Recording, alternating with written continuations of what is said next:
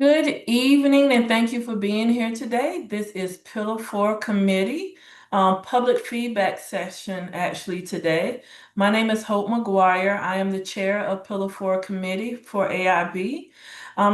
In my other roles, I am the supervisor of community schools in Montgomery County Public Schools. I will pass it to Dr. Jessica Grant. And good evening, everyone. I am Dr. Jessica Grant. I am proud principal of a K through 5 elementary school in Prince George's County, and I am going to pass it over to Miss Shalita Jones. Hi, good afternoon, everyone. My name is Shalita Jones. I am a shared accountability specialist for Montgomery County Public Schools, and I'm also a speech language pathologist. I will pass it over to Mr. Joseph Manko. Hey everyone, my name is Joseph Manko. I am one of the board members for the Accountability and Implementation Board. And then during the day, I work as the Education Program Officer for the ABLE Foundation. And I will send it over to Miss Ellie Mitchell. Hi, everyone. I am Ellie Mitchell. I am the director of the Maryland Out of School Time Network, which also serves as the home for the Maryland Coalition for Community Schools. And sorry to have my camera off. I will join you back on camera in a few minutes. So, on behalf of the committee, I want to thank those that are joining us today and participating in public comment portion of our meeting. The majority of today's meeting is focused on collecting public feedback and recommendations concerning Pillar 4. The AIB will consider this input as they revise the Blueprint Comprehensive Plan. Before we begin, though, the AIB staff will provide a brief overview of the process to update the Blueprint Comprehensive Plan, after which we will open the floor to take public comment. At this time, I will pass it to Joy. Thank you, Chair McGuire. Good afternoon, and good afternoon to Vice Chair Mitchell as well, and members of the Pillar 4 Advisory Committee, and to AIB member Manko. So I am going to share my screen, I hope. Hold on one second. All right. And you should all be able to see the slides at the moment. So as you know, the Blueprint Comprehensive Plan guides the state and local agencies that are and entities that are charged with implementing the blueprint. It identifies specific objectives for each of the 5 pillars. It identifies tasks that must be completed in order for implementation to be achieved, by what date, and who holds responsibility for each of those tasks. Since the initial comprehensive plan was adopted in December 2022, that we've all experienced and gained a lot of knowledge about implementation in terms of early implementation, and learned a lot of lessons. And subsequent changes to implementation requirements and guidance have been informed by these experiences, as well as feedback from stakeholders and the public. The BCP is updated annually, and Maryland statute requires that updates be adopted by August 1st. Suggestions for updates to the comprehensive plan generally fall into 2 categories: changes that are allowed within the parameters of the comprehensive plan, and that are within the AIB's purview to change, and then suggestions that would affect components that are in state law, and those would require the General Assembly to make changes to the statute. So as we consider the comprehensive plan, because it aligns to the achievement by pillar of defined objectives, suggestions for updates must directly relate to those objectives. So specific to Pillar 4 objectives, the 5 objectives addressed in the Blueprint Comprehensive Plan are accurately identify students from low-income households as a proxy for students who need more resources to be successful, improve the education of English learners, improve education for students with disabilities, provide supports for students attending schools with high concentrations of students from low-income households, and enhance student health services.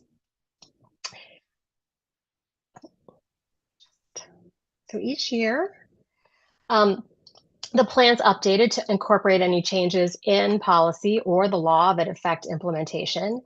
Just after the close of session, this committee received a detailed briefing on the legislative changes to Pillar 4. So I'll review these briefly, but the slides are here for your reference and provide greater detail.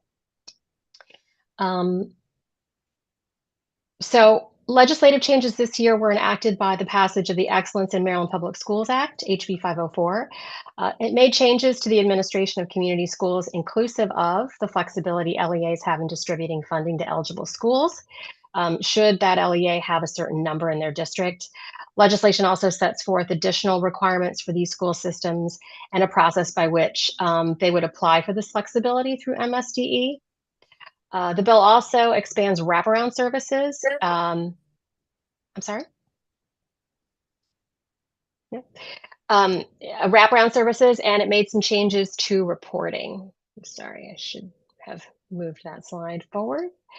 And then finally, oops. HB 504 mandates annual funding for the consortium of coordinated community supports at $100 million beginning in FY27. And it also calls for the study and evaluation, both for the Concentration of Poverty Grant Program and special education funding. And then finally, through the school year 27-28, it provides for the procurement of digital tools which utilize AI to support learning.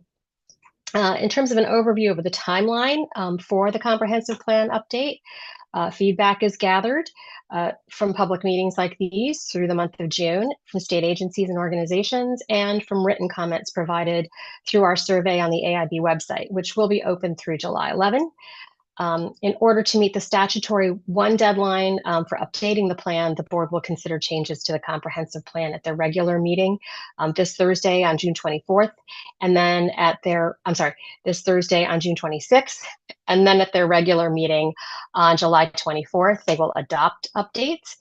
And then finally, in terms of feedback opportunities, of course, there are advisory committee sessions taking public input like this one, as well as the web-based survey. And the staff have reached out to state agencies and entities and organizations to solicit feedback. All of these opportunities have been communicated through a robust and systematic outreach strategy and communication strategy. So with that, Chair McGuire, I'll go ahead and hand it back over to you.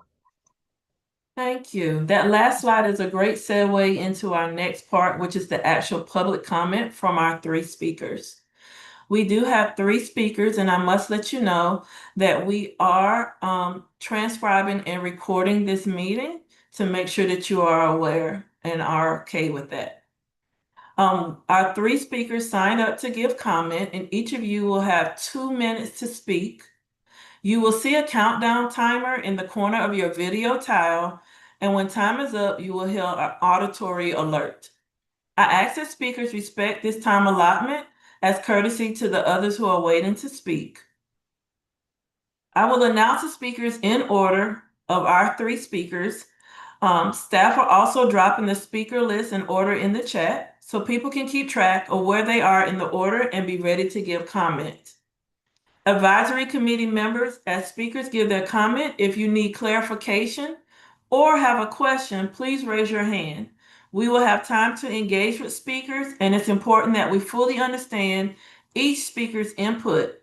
However, let's keep in mind the speakers who are still waiting to give comment, and since we have time in the agenda for our own discussion, we should focus on getting clarity for a specific point or suggestion. Lucky for us, we have the lucky 3 today. For those participating today, when you are called on to provide your comments, please enable your camera and staff will unmute your microphone.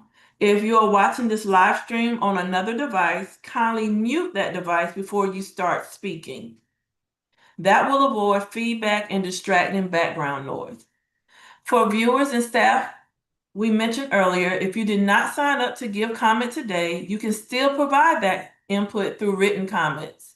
There is a link to the Blueprint Comprehensive Plan survey on the homepage of AIB's website, and the survey form is open for written feedback through Friday, July 11th.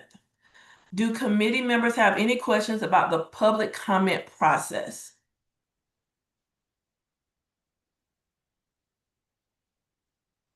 So without further ado, let's hear from our participants. Our first speaker is Angela Richards, followed by Mary Patton Fannin, and then Liz Zogby.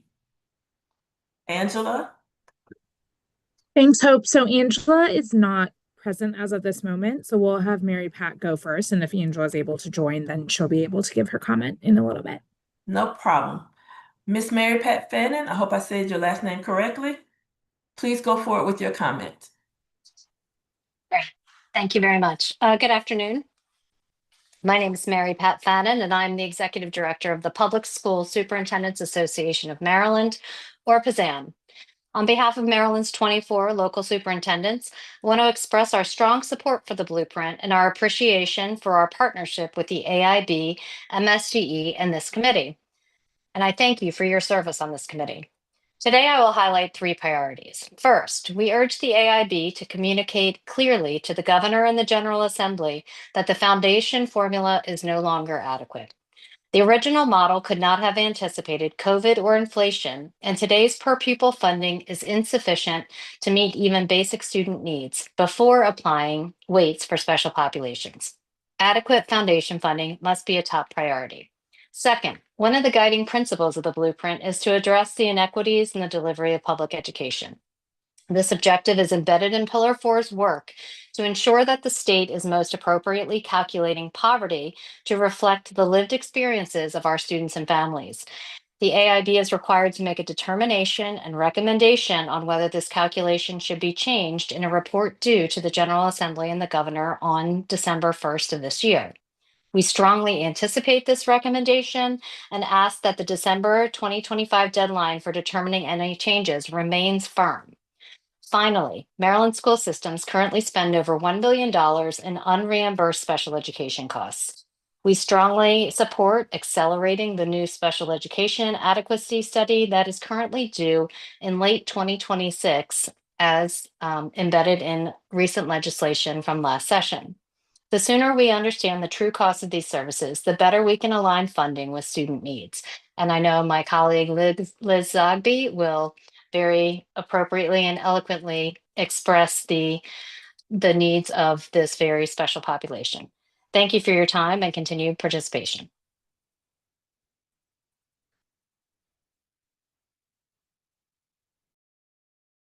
Thanks so much, Mary Pat. Any clarifying questions from the committee? Just raise your hand if you have any. Okay, with that, we will move over to Liz. Good afternoon, everybody. It's good to be back with you. All right, I'm Liz Zogby, and I'm here on behalf of the Education Advocacy Coalition. We're 50 organizations and individuals concerned with education policy for students with disabilities in Maryland. And I also served as co-chair with Dr. Wright of the Blueprint Special Education Work Group. Thanks for this opportunity to share our feedback. The EAC strongly supports the Pillar 4 goal of increasing rates of students with disabilities staying on track, meeting CCR and graduating, and significantly reducing gaps with non-disabled students. The need is urgent and the data alarming. In 2024, only 13% of students with disabilities were proficient on the ELA MCAP, compared to 53% of their non-disabled peers, a 40-point gap. For meeting the CCR standard, the gap was 31 points. The graduation gap was 19 points. Closing gaps between students with and without disabilities requires greater gains for students with disabilities than those for non-disabled students. We've submitted our feedback in writing, but here are a few points. 1, delete the Objective 3 goal and outcome measure related to increasing the rate of students meeting IEP goals. It's logistically difficult to measure, not particularly meaningful given the uneven quality of IEP goals, and may unintentionally promote lowered expectations. Instead, we've recommended alternatives focused on closing achievement gaps and improving rates of access to gen ed classrooms. 2, align the special education cost study scope with the special education work group's recommendation. 3, incorporate work group recommendations that don't fit into the other pillars like monitoring IEP implementation and improving the IEP process, standards and guidance on staffing, service delivery, significant disproportionality, trauma-informed behavioral support, eligibility for the alternate assessment, and improving access to gen ed classrooms. The work of identifying the recommendations is nothing compared to the challenges of implementation. Here's where the heavy lifting begins, and accountability for seeing it through is essential. Thank you. Thanks so much, Liz. Any clarifying questions from the committee?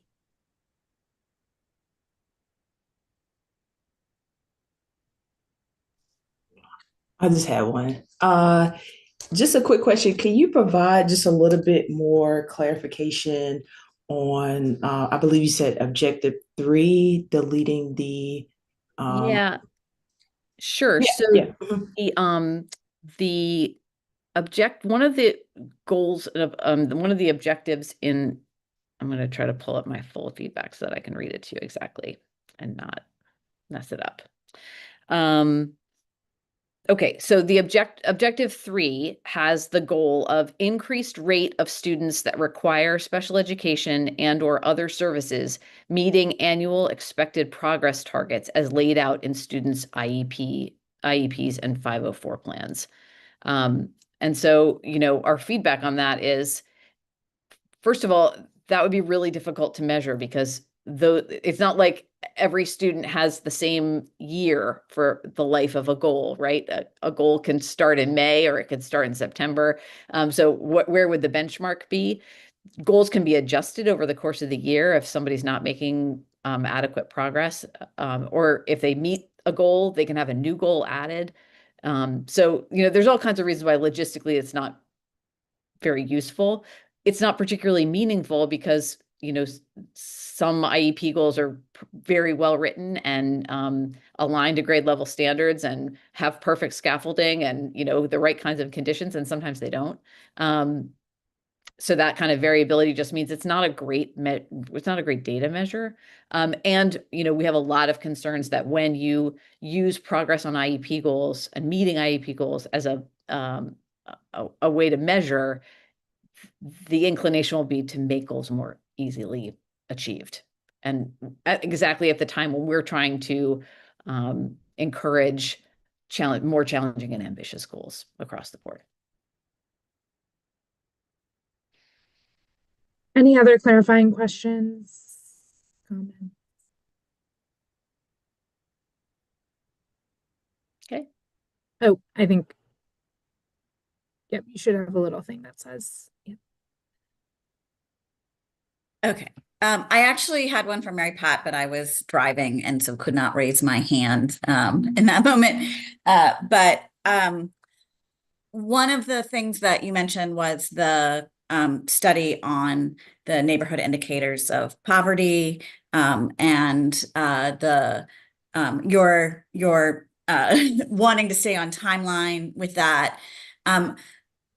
This may be more of a commentary on my part, but also I know one that you and I have discussed before.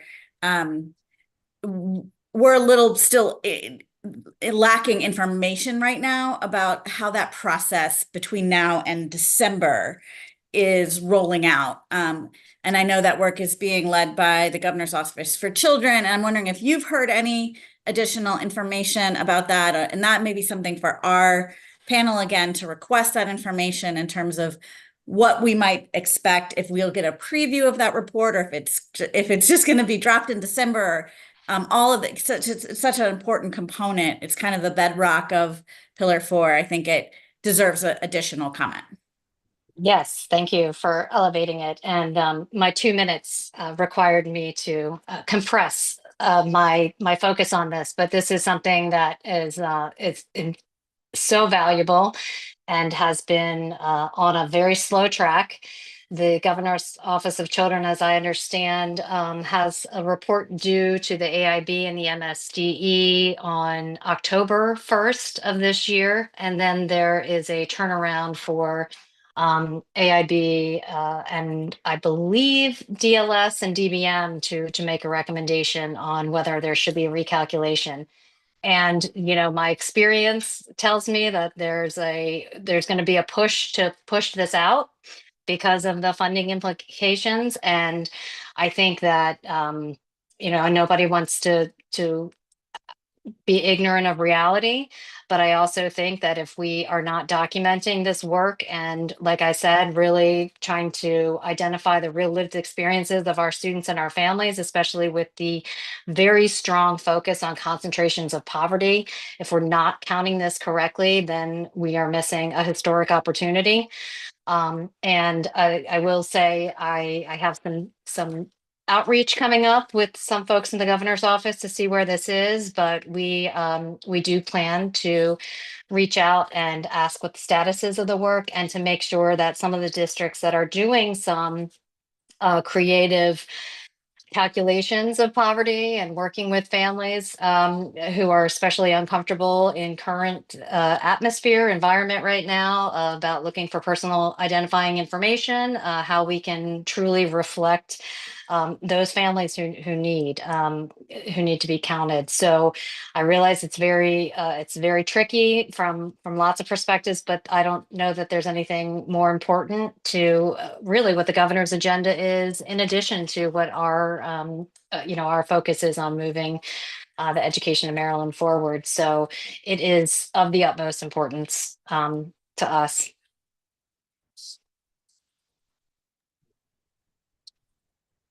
Thanks so much. Any additional follow-up clarifying questions?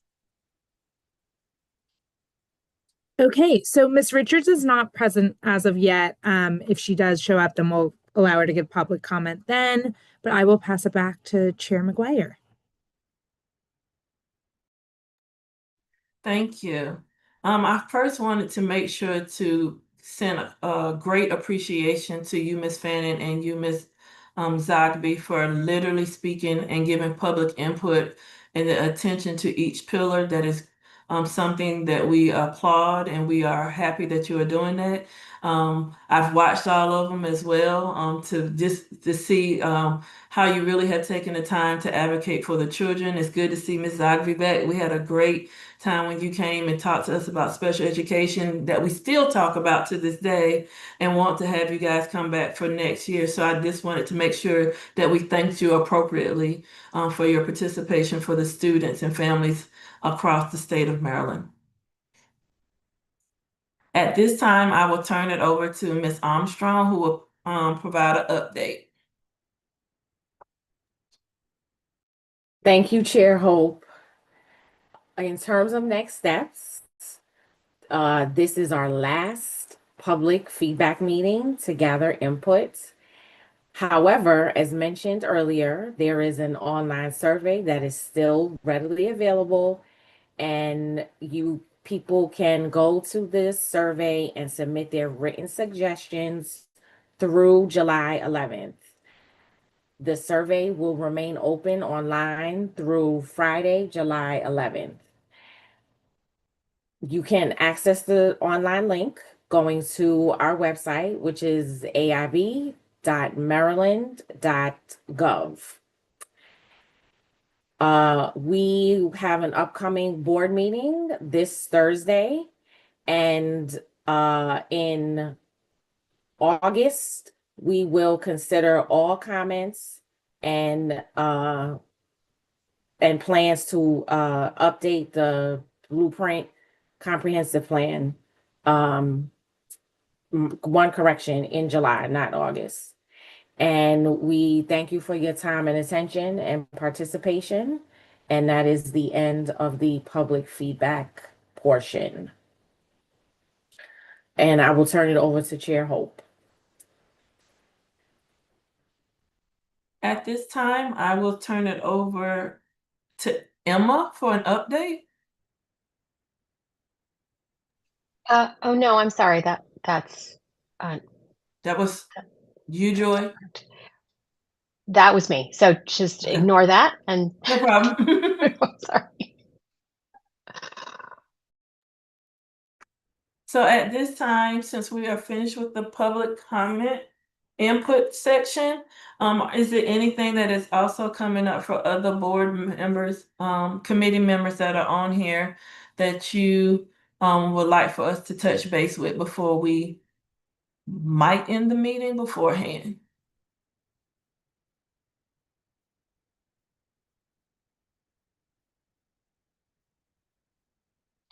The only thing I would say is just to remember, we are not holding our meeting in July.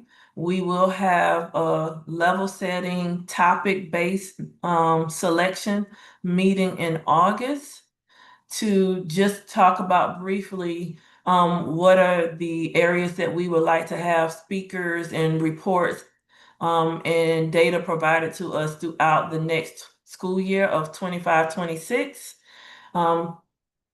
Making sure I'm trying to wait for the speaker just in case she pops up. But I would like to say on behalf of the Pillar 4 Committee, it has been a pleasure to be the chair this year and to learn all the things that we are doing with this pillar to make sure that students and families and staff have what they need to have thriving learning environments for the future of Maryland. I also would like to thank all of the committee members that are with us. I think we were still looking for one committee member and that some people have applied. We are excited to see who will be appointed to join us for next year. And at any time, please know that the AIB's website is available for that input so that we can always make sure that we are bringing forth what you need for Pillar 4. If there's no further questions or comments from committee members or AIB staff that are on with us, and no hesitations, we can actually adjourn our public feedback input session for today. And the main thing is stay hydrated and stay cool. Don't push yourself in the heat.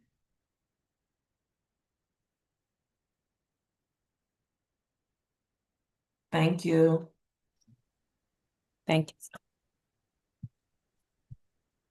Thank you. Yeah, thanks so much, Hope.